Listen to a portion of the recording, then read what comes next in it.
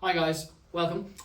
So today we're going to have a look at Irish Paper 2, which I've just got now. So we're going to have a little review of the paper. If we felt maybe a little bit underwhelmed yesterday coming out of the exam, I don't think we would today. I think students will be very happy with this exam paper. I believe a lot of the things that students would have wanted to see on the exam this year did appear on the exam. So I think students would leave today feeling very, very confident and very, very happy with the paper that they would have sat. So let's have a look at it together here.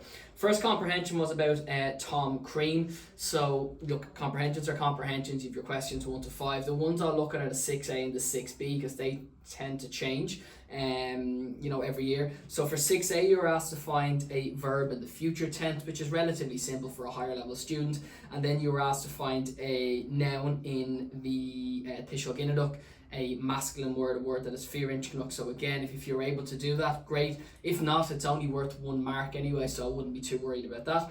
The second part of 6B then was about 2 traits that Tom Crean had, based off what you've read in the piece, and you had to use your own Irish to do that. But that's a very typical question that has appeared, numerous times over the last couple of years, and it has appeared in last year's exam and the year before that as well. So a very, very fair comprehension when it came to 6A and to 6B.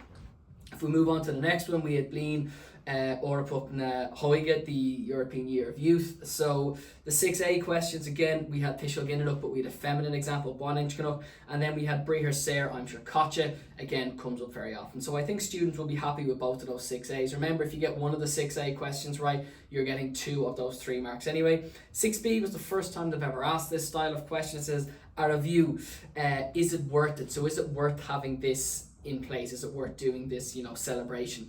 So I suppose it's a little bit different. It's kind of similar to what was the aim of the author's writing. Like, in your opinion, is it worthwhile having this celebration based off what you've read? So you would give your opinion on that, but based off what you've read using your own Irish. A little bit different. It probably would be challenging for students who had just kind of learned something based off previous exam papers. There was a bit more thinking outside the box required here, but not absolutely horrendous as a question. But it's just those 2 words, a review. Like, did you understand them? If you did, it would be a simple question. If you didn't, obviously that will cause difficulties.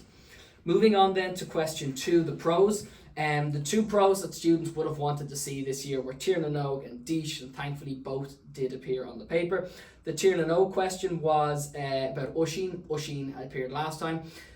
But then it's a little bit different this year. They asked you to pick the 2 traits that you saw in Uisín in the previous exam year, not last year, the year before last. They told you he was loyal and that he was loving. So this year it said discuss 2 traits that Uisín has in this story, basically. So you could have picked those if you had prepared an answer from the previous exam year, or you could have picked different ones. You could have said he was Croga, brave, whatever it may be. Going down to Dísh. Dísh, there was 2 parts to the Dísh question. Once there's an August in it, you have to answer 2 bits to it. The first bit was that we're given a view of Mihastach ban Sean, the unhappiness of Sean's wife. So you must show me in one part of this answer why she is unhappy. And the second part is the aspetishkana, is the lack of understanding that Sean has for the situation. So to show that how he doesn't really understand, that she's unhappy, or that he didn't get it at all until she kind of voices her frustrations with him. Again, I would say that's a very, very fair question for Dísh. It's very straightforward. If you understand Dísh, if you know what's going on in the story, that should be straightforward for you. If you didn't like it, you probably weren't going to do it anyway. But as 2 questions go for the prose section, I would be very, very happy with those. I think they're fantastic, and they give students every opportunity to do very, very well. Then we come to the poetry. Magrasa was the hotly tipped poem to come up this year, and thankfully it did appear on the paper. But like everything, when it's hotly tipped, sometimes there can be a little bit of a twist thrown in, and there was a twist in this question. The first one was very nice, very fair. Images from nature are used to show the appearance and the traits of the man to us. That's absolutely fine. We have images of flowers in the first 2 verses, and then we see physical appearance, spoken about in 3 and 4, and then his personality spoken about in verse 5. That's a very fair, straightforward question. Students wouldn't be too worried about that.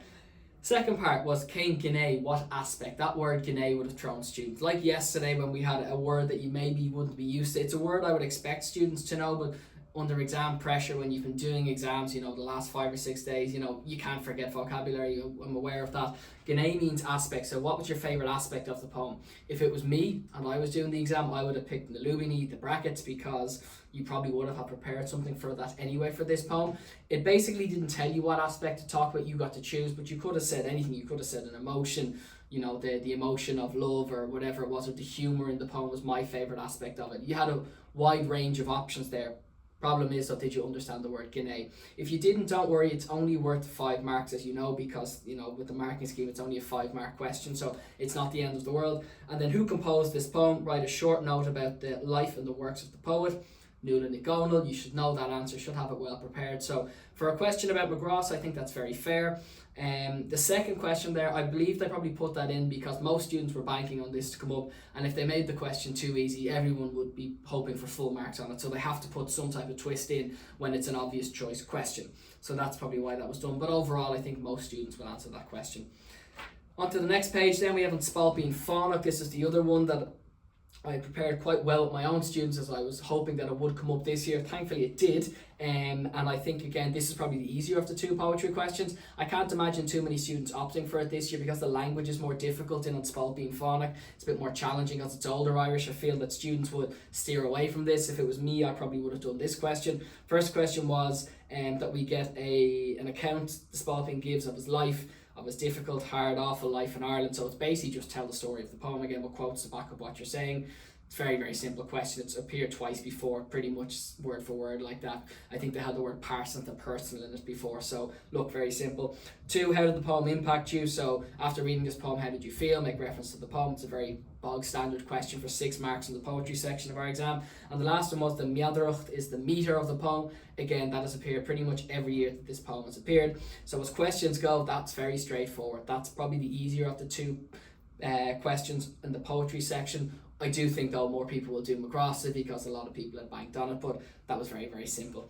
Then we move on to the Litríocht Bhreise, question number 4. The one I tend to do with my students here is on Trial, and then we also kind of cover Igna Hitcham. So they're the 2 that I'm going to look at. On Trial, you couldn't have got a nicer question really. It says, in the drama on Trial, many of the characters have a negative outlook or a negative view, an uncharitable one as well, on the situation of an unmarried mother, or the case of an unmarried mother in Ireland in the 60s.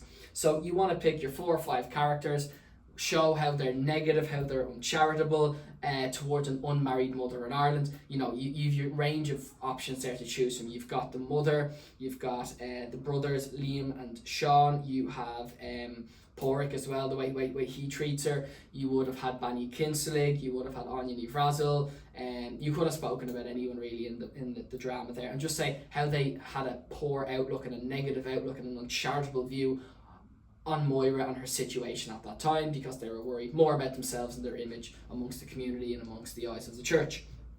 Great question, very straightforward. If you did on Trial, you should be very, very happy with that.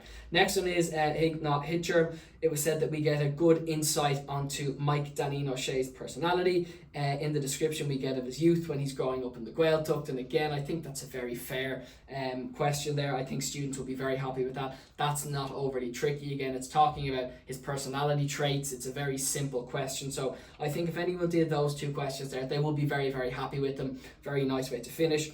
My overall feeling about this paper is that it was very, very nice for the studied material. Yesterday was a bit harder, was a bit trickier. Today they gave you every opportunity to do well, to do the questions that you want.